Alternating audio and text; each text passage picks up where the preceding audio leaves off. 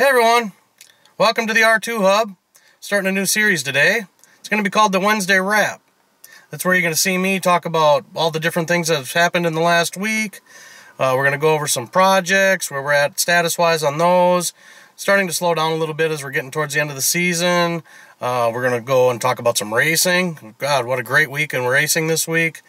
Then we're also going to talk about a few other things that just kind of interest me and just kind of hang out. So let's get to it. Let's get started on the projects. Let's see where we're at on those today. Let's take a look at the Oldsmobile first. I got a couple of major things going on with the Oldsmobile right now. On top of the color contest, which thank you everyone who put in votes, we do have a color picked out. Just waiting on the product to get here, and then we can start on doing the installation after we got two other major things that are going to be done to the Oldsmobile this week. So I'm going to hold off on revealing what the color is going to be until we actually get started on that. But again, thanks for voting, and look forward to those videos coming up soon. So what we have going on this week is we have two major things going on. The first one I've actually been trying to do since a week ago last Saturday. We've been trying to get the windshield replaced. It appears to be the original windshield. It's pretty pitted, marked up. It's got a couple really small kind of chips in it. It's not broken, it's not cracked, it's really hard to see when the sun's hitting it really direct in the early morning or in the late evening. And I just felt, let's just get that replaced and fixed. Plus, you saw earlier, we had some trouble with the rubber trimmer on the windshield that was all warped and wasn't up where it needs to be. So the windshield actually came in this week. Unfortunately, the rubber trim that was sent with it isn't the right for the car.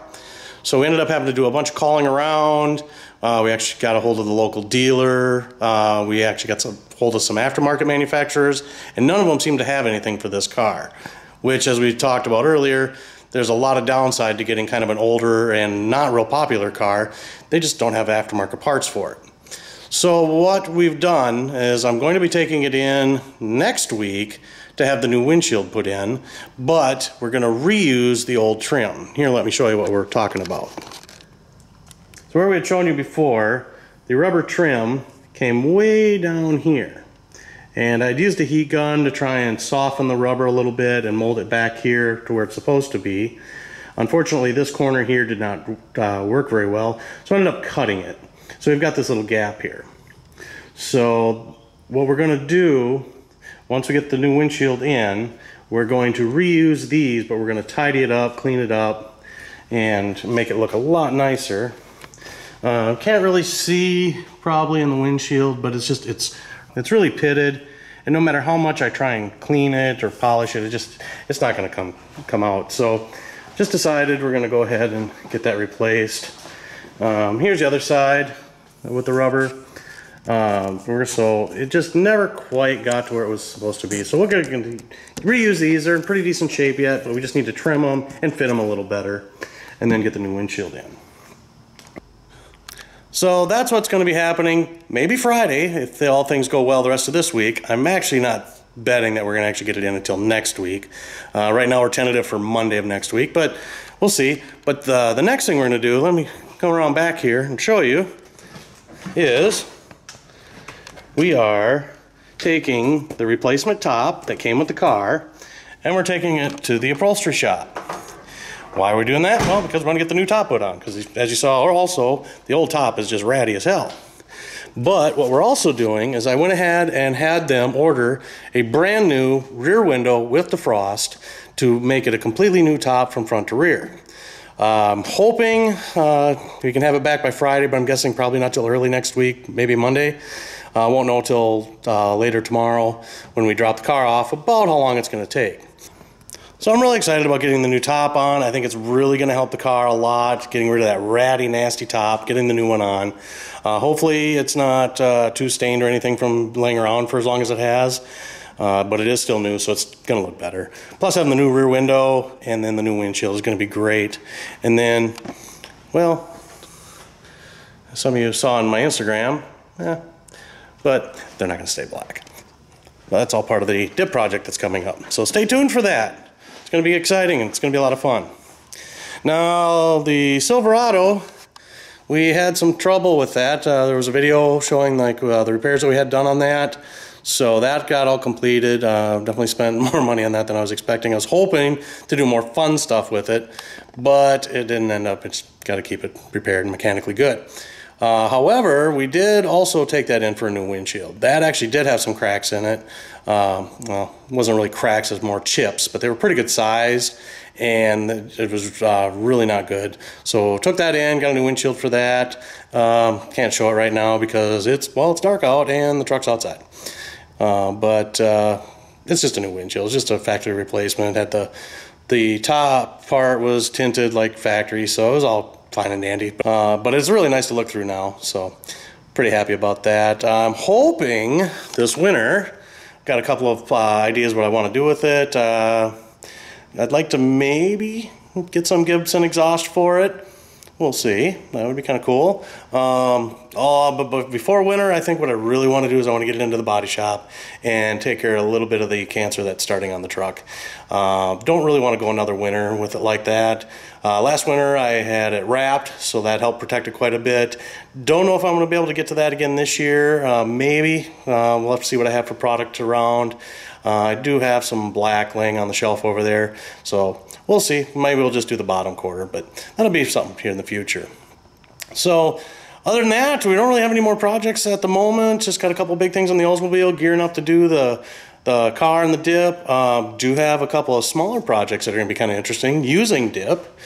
I've got them on my small garage. We've got some old fiberglass garage doors that are a little faded right now. They're turning a little yellow. So I'm going to take a crack and see what we can do with some dip to clean that up a little bit. I'll put a video up on that. That'll be kind of fun to watch. And then the roommate and I decided, hey, let's do something a little crazy. So we're actually going to do something a little exciting. We're actually going to dip the walk-through doors on the house. Going to kind of go with a little bit more of a out of the norm color for me. I tend to be really conservative when it comes to my colors on my house. But so we'll see, step outside the box a little bit. It's nothing real crazy, but for me, it's definitely out of my comfort zone. But we'll show you how we do that, and hopefully they turn out nice. Otherwise, well, if they don't, just peel it off. So not a big deal, it's the beauty of dip. All right, so let's move on. Let's talk about some racing. And welcome back. Let's talk motorsports. What a great week of racing. I even brought in a co-host, Ron Hornaday, to go over all the action that happened this week. There were so many things to watch. I wasn't able to watch everything. Unfortunately, I totally missed out on the NHRA action this week. Sounds like they had some pretty good racing there. One of the competitors from the Hot Rod Drag Week was actually a Top Fuel dragster driver who ended up having to leave the drag week early to go ahead and make it to that event. So unfortunately, not going to have any information about that. But there was tons of NASCAR action, there was Formula One, there was Indycar, and then of course the Hot Rod Drag Week, which was really exciting. So let's get started. Ron, should we talk about the trucks first? Perfect. They were at Chicagoland this week, along with all three of the top NASCAR series. The race was pretty by the book, wasn't a whole lot of action. Christopher Bell led most of the race. He had a late race restart that did not work out real well for him. Ended up Johnny Sauter took the win. There was quite a few strong trucks, but the really intriguing part of the race was the final playoff spot, which was coming down to Ryan Truex and Ben Rhodes. They were really close in points, and Ryan Truex had a really strong truck, ended up finishing P4. Ben Rhodes ended up finishing P6. Because of their tight nature on the track, they ended up finishing tied in the final point standings for the regular season.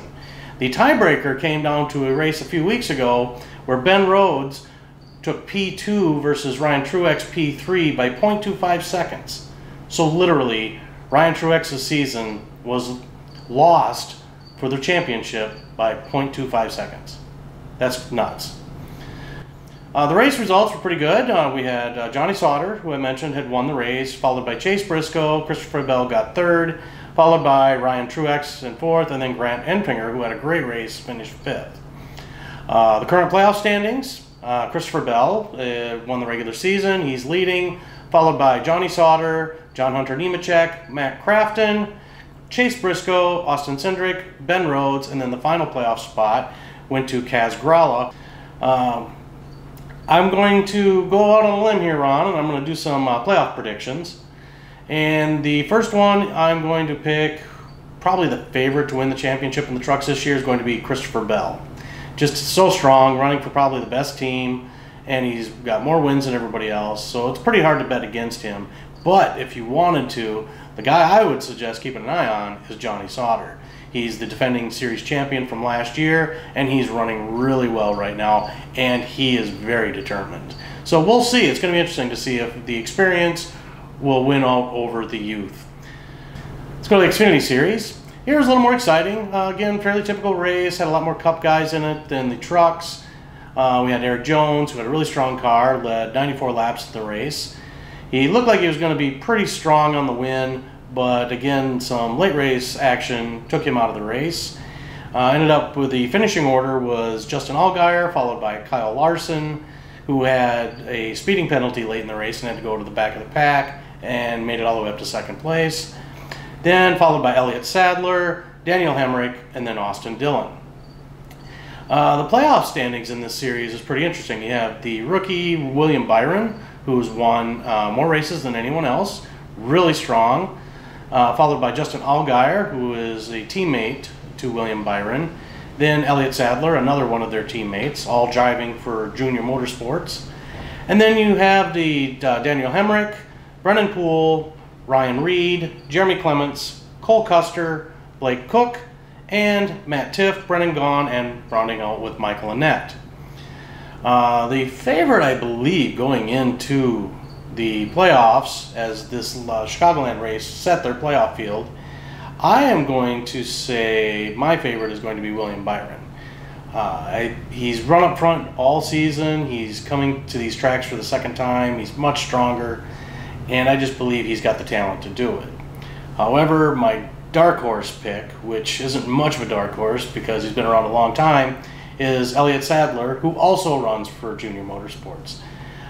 So I'm pretty high on Junior Motorsports in that series right now. I don't think the series regulars from Joe Gibbs Racing are going to be strong enough to beat the junior cars, but that's why they run the races. We'll see.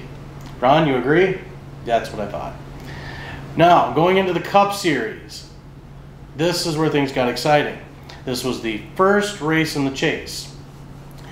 The biggest thing I felt during the race was there were so many penalties. These teams were just trying so hard to get every last little bit out of their cars that they were speeding on pit road, they had infractions with tires, and they couldn't put it all together.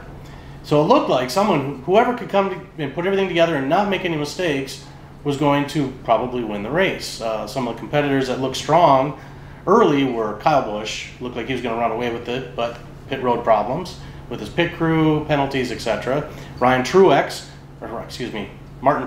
Jr., Ryan Truex's brother, he also had an extremely strong car, was running up front, also got a penalty. Then you had Kevin Harvick and Chase Elliott, who were the four cars that really looked strong, and then you had like Brad Keselowski and a few others. So it looked like whoever in that top five was going to put the race together was probably going to win it. At the end of the day, the penalties didn't dictate who won the race. Martin Truex Jr. was able to maintain his lead lap after his penalty and ended up driving back through the field, and he won the race. Would have been really interesting to see if Kyle Busch could have ever got back on the lead lap, but that never happened, so we missed out on that exciting opportunity. So at the end of the day, the winner was, as I had mentioned, was Martin Truex Jr., followed by Chase Elliott, Kevin Harvick, Denny Hamlin, and then Kyle Larson. All pretty strong cars. Now, to even add to the excitement from the race is, after the race, Chase Elliott's car failed post-race inspection. There was some aero modifications done to the car where they actually encumbered the second place finish. Does not count. And he was docked 15 points in the Chase Championship. So he dropped from 6th place in the standings down to 8th. So we'll see how that affects him towards the end of the season, whether or not he can make it through to the end of the Homestead for the final race. But that's, again, why they run the races. The playoff standings currently after Chicagoland, we had Martin Truex Jr. obviously leading. He was the leader going in, and he won the race. Pretty tough to beat that combination. We have then Kyle Larson, followed by Kevin Harvick, Brad Keselowski, Kyle Busch, Denny Hamlin, Jimmy Johnson, Chase Elliott, Matt Kenseth, Ryan Blaney, Jamie McMurray, Austin Dillon, Kurt Busch, and Ricky Stenhouse Jr. And then bringing up the rear are Casey Kane and Ryan Newman. The ones there at the end all had some problems during the race. Probably the favorite this year is going to be Martin Truex Jr. I don't see where anybody can bet against him. He's been the fastest car all year. They've won the most races. He's won the most stages. And he's got the most points. And then he goes out in the first race of the chase or the playoffs and he dominates and wins. He slides into the second round now. The bottom 4 in the first round, the first 3 races, the bottom 4 in points get eliminated, and then we go from 16 down to 12. He's going to slide into that round. I think he's going to slide into the next round of 8. Then I think just his pure speed and consistency is going to get him into the final race at Homestead. But anything can happen. We'll see. But he's got to be the favorite. Probably the dark horse. I would really say keep an eye on Denny Hamlin. He's really flying under the radar. He's got a strong car, basically the same equipment as Martin Truex and Kyle Busch. He's so smooth and consistent. Not one of my favorite drivers. I'm not real high on him as far as personality, but I just think this could be his year. So that'd be a guy I would recommend keeping an eye on. So that should about wrap it up for NASCAR. So Ron, you can probably hang out if you want, but you know, let's try and keep it down. Because we're going to move on to Formula One now. Started watching Formula One real heavy a few years ago. It's a different kind of racing than what you see in NASCAR or the local short tracks. But it still has its own drama and excitement. So it's drawn me in over time. This week they were in Singapore. And the biggest excitement from the race was on the first lap, right on the start. You had Sebastian Vettel on the pole, with Max Verstappen on the outside, and then followed by Kimi Räikkönen. And going into the first turn, Kimi Räikkönen had a great start, got to the outside of Max Verstappen, and as that was happening, Vettel started drifting up the track to basically block Max from having any advantage going into turn 1, and it wiped out all 3 cars. Unbelievable. Both Ferraris and the Red Bull. But unfortunately, as they entered turn 1, then these guys were wrecking. Fernando Alonso had just an unbelievable start, passed probably 8 cars going into turn 1. As they were going through the apex of turn 1, the wrecking cars of Kimi Räikkönen and Max Verstappen clipped Alonso and took him out of the race. That would have been exciting to see the McLaren Honda actually move up and see if they could actually compete for a possible podium for the awful year that he's had. And unfortunately, his awful year continued. Other than that, the only real excitement was there was a high attrition rate. A lot of cars dropped out. Lewis Hamilton, who had started back, I believe, in the 3rd row in 5th or 6th, a very poor qualifying performance for him, ended up getting the lead right off the bat. He led the whole race, finished first,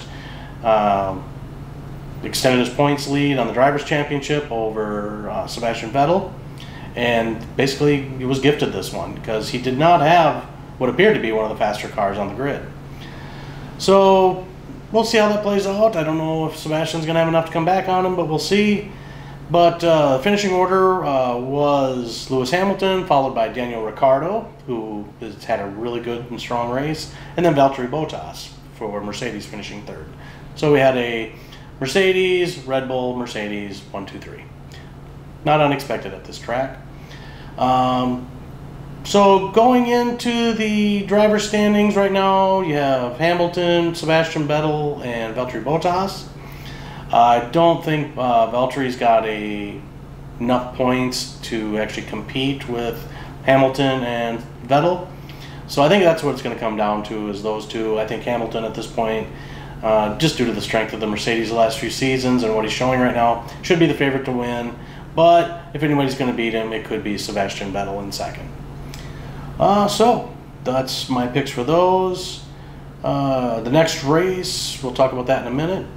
The other race, big race that happened this weekend was the IndyCar Finals in Sonoma. We had basically a pretty unexciting race. You had the Penske take the first 4 spots in qualifying, and their main goal was to just lock up the championship and fight amongst themselves to see who was going to be the champion. It was a double points race. The only one they were really kind of concerned about was Scott Dixon, who I believe started 5th or 6th. It might have been 6th. At the end of the day, he did not really have a fast enough car to go up and break the Penske blockade.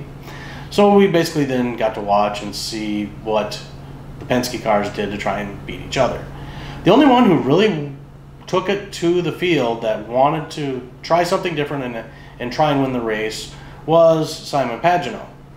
He actually was the only one who went on an off-sequence pit schedule where he actually did one extra pit stop, but was able to push the car and make a lot faster laps throughout the race to make up that deficit on the time it took for that extra stop.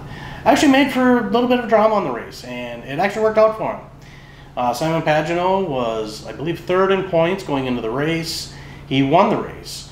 Unfortunately for him, the guy who was leading the race, Joseph Newgarden, leading the championship, Joseph Newgarden, finished 2nd, which is exactly what he had to do, and he maintained his point lead and won the championship. So, but it was a pretty fun season. There's going to be a lot of moving around of the drivers to different teams. I know Takuma Sato is moving from Andretti. There's a few other drivers moving around. But, so we'll see what happens for next year. The finishing order for the race was Pagenaud, Newgarden, and then Will Power finished 3rd. Penske block there. Going into next year, I would not bet against Joseph Newgarden. It was his first year with Penske. Sometimes it takes drivers a year or two to get acclimated to the Penske mentality and the way they run their team. He took to it right away. He's young, he's fast, and I just don't think he's going to slow down. I think he's actually going to get stronger. He's also the first American to win the IndyCar Series title in 5 years. So I think he's found a good home, and he's going to probably win more than one title. So now for what I thought was the best racing event of the week was the Hot Rod Drag Week. This is an event that's put on by Hot Rod Magazine every year. It's an event that it's a week long, where they travel to 4 different drag strips. This year's entries were capped at 400. I don't think they quite hit their cap. And at the end of the week, I think they were down to 300 cars that actually finished the event. But what they do is they start at one drag strip on Monday, and then they travel to 3 other drag strips around the Midwest, and then return to the original drag strip. So they basically run a big loop, and they do that over 5 days, and it's about 1,000 miles. And what the cars do is they run the drag strip. It's not actually racing, it's more like a time trial, where they try to cut their best times and then turn in 1 slip a day with their best time, and then try to maintain the best weekly average for all the different tracks. What really had the intrigue and excitement for me this week was that there was a local competitor from the Mankato area who was actually participating with a gentleman. His mechanic was a guy that I graduated high school with. So I had a little extra incentive to watch and see how they performed this week. They had a beautiful car. So the overall winner for the drag week this week was first-time winner Dave Schroeder in his 2nd generation Corvette. It was his first class and overall win. He did it with an average of a 6.8136 at 207 plus miles an hour. The other 2 big hitters that were expected to run in that class, one wasn't able to actually get there in time. His mechanic actually got caught up in a bit of the hurricane down in Florida and wasn't able to attend. So it wasn't that he couldn't find somebody to ride with him, it's just a combination of things why he wasn't able to get to the event. And then the other guy who was supposed to be competitive in the class broke on, I believe, day 2 or day 3. So Dave Schroeder, congratulations. You had a really strong car. Looked like you had a relatively trouble-free week, and man, that thing was fast. The ones that were intriguing for me was Craig Grebner from Madison Lake, Minnesota, running his beautiful Nova. That car was probably the nicest looking car at the whole event. His mechanic was riding along with him was Jason Sack, and they were running in the Pro Street Power Adder class, and they ended up finishing 3rd in the class, which was, I thought, extremely good for the car being out for the first time on the event. They ended up finishing, wasn't as competitive as I think they'd hoped to be, but I'm sure they were being a little conservative with the car. But they ran an average of 8.6488 at 159 plus miles an hour. That's smoking fast. So congratulations to them. Was really exciting to watch. I'll maybe throw some clips up here so you can see just how beautiful the car was. So with that, upcoming racing events, we've got Trucks at New Hampshire. My picks for that will be Christopher Bell, Matt Crafton, and Chase Briscoe. We have the Xfinity Series at the Kentucky Speedway. That'll be an exciting race. I'm expecting William Byron, followed by Elliott Sadler, and then Cole Custer. I think he's really starting to come on strong. And then you've had the Cup guys at New Hampshire, and I believe that it's going to be Denny Hamlin, Kevin Harvick, and Martin Truex Jr. And then Formula One has the weekend off, but they will be back in 2 weekends in Sepang, Malaysia, and that'll be on October 1st. My picks for that are going to be, well, let me go out on a limb here, Hamilton, Verstappen, and Vettel. Probably the 3 fastest guys, followed by Bottas. So, that's what we have going on in racing. A little long-winded, but like I said, this was an exciting week for racing. Really coming up to the end on them, so a lot of tight battles. And the playoffs are just kicking off in NASCAR, so that'll be fun to watch. So, let's move on from racing. Let's talk about some events. Shall we? Well, this week the event schedule was starting to wind down a little bit. We finished up the last week at the Lake Crystal weekly Thursday night roll-in. It was my first time actually making it to the event. Here, let me roll some footage. I'll give you a quick look. Really good turnout. Beautiful night. Really enjoyed, ran into a lot of people I hadn't talked to in a while. And because of that, unfortunately, I didn't get a whole lot of footage at the event. Had a little bit, but really glad I made it out there. It's a nice venue. I think they had a couple hundred cars there, which was kind of nice. Kind of on the main drag through town. So that'll be the last one this year. I think there's coming up, we've got a couple weeks left at Nicollet, which I posted a video couple weeks ago, maybe last week. That was another really nice Thursday night event. They alternate back and forth. I still have a week, I believe, left at Henderson, Minnesota. That's a real popular event. I haven't made it to in a couple years. Hope to get there probably next week before I believe that's their last one of the season. And then coming up, there's another Cars and Coffee in October, so that's a really fun event to go to, so I'll be making it to that again. There were a few things this last weekend I was hoping to go to, didn't work out. Had the Spooling for Soldiers up at Plastic Dip International. It was a charity event to raise some money for different military causes and soldiers. And then there was an autism event that I thought about going to, but unfortunately things prevented me from making it. And the other big event coming up is the local car group for most of the younger guys. It was called the FZS 507, and they have 2 meets a year. They have a spring meet and a fall meet. Their fall meet's coming up September 30th, I believe. It's a Saturday. My goal right now is to try and have the Oldsmobile done for that event. Not looking, I would say it's probably about 50-50 whether the car's going to make it or not. It really hinges on how long it's going to take to get the top replaced. I would like, if possible, to bring 4 cars to that event.